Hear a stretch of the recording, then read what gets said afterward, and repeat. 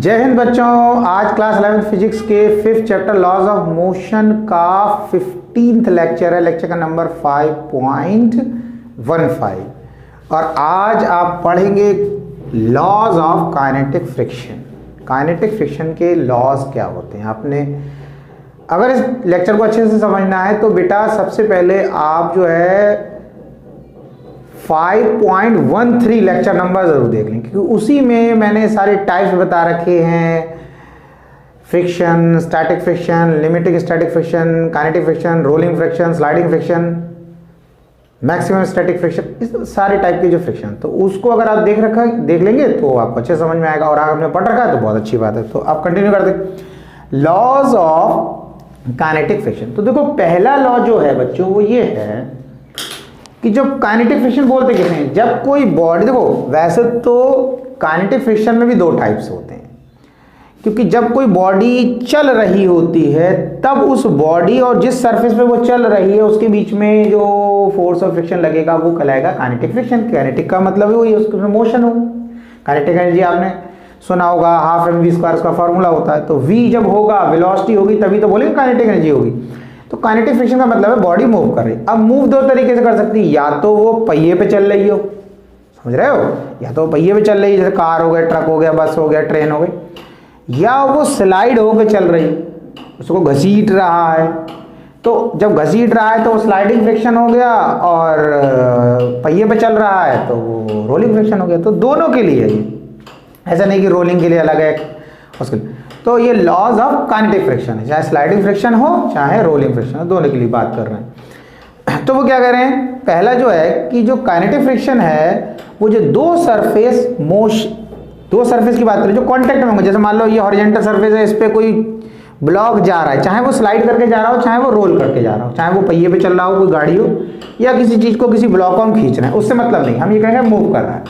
तो जैसे ये ऑब्जेक्ट इस सरफेस में मूव कर रहा है तो इन दोनों, ये वाला सरफेस और ये सरफेस कांटेक्ट में है, तो इन दोनों की रफनेस के नेचर पे डिपेंड करता है। फर्स्ट लॉ क्या है, या हम बोल सकते हैं फर्स्ट लॉ क्या बताता है कि kinetic friction depends upon the nature of to surfaces in contact. तो काइनेटिक फ्रिक्शन किस पे डिपेंड करता है, जो दो सरफेस कांटेक्ट में है उन दोनों की रफनेस पे डिपेंड करता है, एक ही रफनेस पे डिपेंड नहीं करता। हम बोले सिर्फ इसकी रफनेस की बात करें या इसकी, नहीं, दोनों की रफनेस पे डिपेंड कर रहा है, पहली चीज। दूसरी चीज जो हो गई वो ये हो गई कि अगर हम किसी चीज को स्लाइड करने की बात कर रहे हैं, तो स्लाइड करें, तो हम चाहे उसे ऐसे स्लाइड करें चाहे हम उसे ऐसे स्लाइड करें। देखो ऐसे स्लाइड करेंगे तो एरिया ऑफ कांटेक्ट ज्यादा होगा, और ऐसे स्लाइड करेंगे तो एरिया ऑफ कांटेक्ट कम होगा। तो वो कह रहे हैं इससे कोई फर्क नहीं पड़ रहा है, यानी कि kinetic friction is independent to the area of contact. कह रहे हैं एरिया ऑफ कांटेक्ट पर डिपेंड नहीं करता है, चाहे ज्यादा एरिया हो चाहे कम, जब तक कि नॉर्मल रिएक्शन सेम रहेगा। जब तक कि नॉर्मल रिएक्शन सेम रहे। इसका मतलब क्या हो, उसका मतलब ये है कि देखो जैसे हमने हॉरिजॉन्टल सरफेस बनाया, ये ब्लॉक बनाया, तो बेटा इसका वेट तो नीचे की तरफ लग रहा है, इसको देखो वेट नीचे की तरफ लग रहा है, ये mg, और नॉर्मल रिएक्शन ऊपर की तरफ लग रहा है। नॉर्मल रिएक्शन का मतलब होता है एक्शन रिएक्शन की बात कर रहे हैं, every reaction there is an equal and opposite reaction, उसी रिएक्शन फोर्स की बात कर रहे हैं। तो ये जो रिएक्शन फोर्स है ये हमेशा इस सरफेस के साथ 90 डिग्री बनाएगा, इसीलिए इसको क्या बोल रहे हैं, नॉर्मल रिएक्शन। तो देखो ये जो नॉर्मल रिएक्शन है ये किसके बराबर होता है, ये वेट के बराबर होता है, या हम लिख सकते हैं mg के बराबर।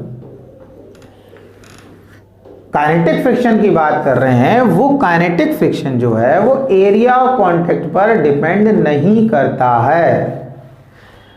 वो किस पे डिपेंड कर रहा है, वो नॉर्मल रिएक्शन पे डिपेंड करेगा। अभी इसका फॉर्मूला लिखेंगे। अब नॉर्मल रिएक्शन पे डिपेंड करेगा, इसका मतलब क्या हुआ, नॉर्मल रिएक्शन का मतलब नॉर्मल रिएक्शन तो वेट के बराबर है।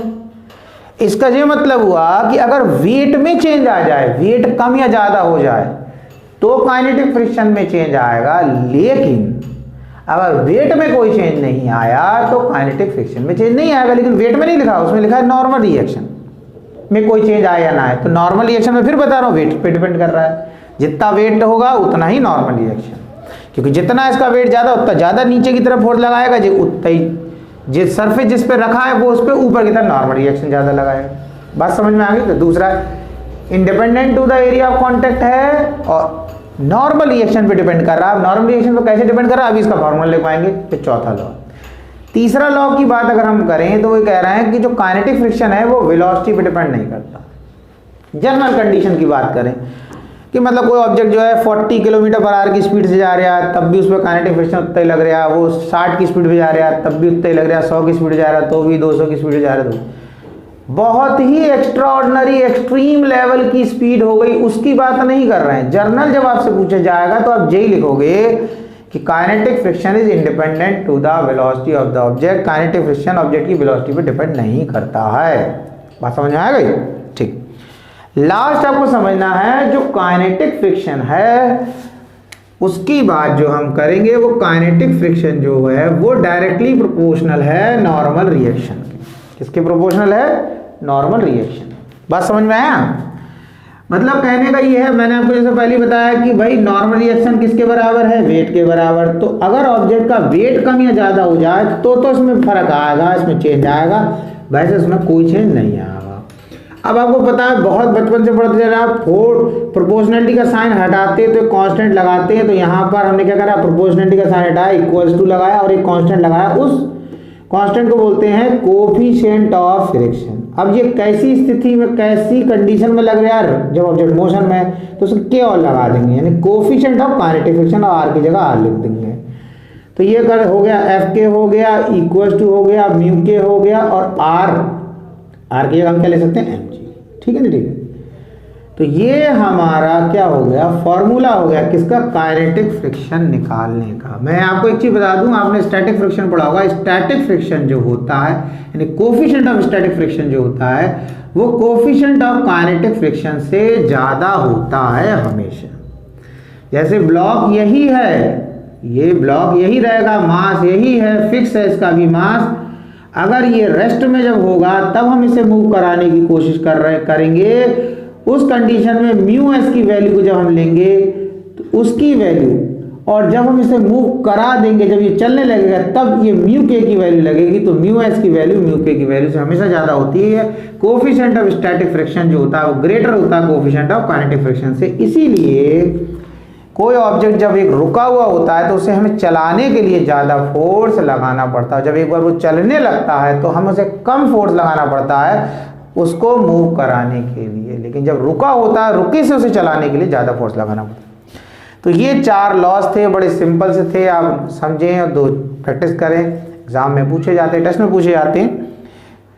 तो आज का लेक्चर छोटा सा लेक्चर था तो इसको यहीं फिनिश करते हैं। टेंशन लेने की कोई ज़रूरत नहीं है, कोशिश करते रहें। कोशिश करने वालों की हार नहीं होती, मेहनत कभी बेकार नहीं होती। पढ़ते रहें, आगे बढ़ते रहें।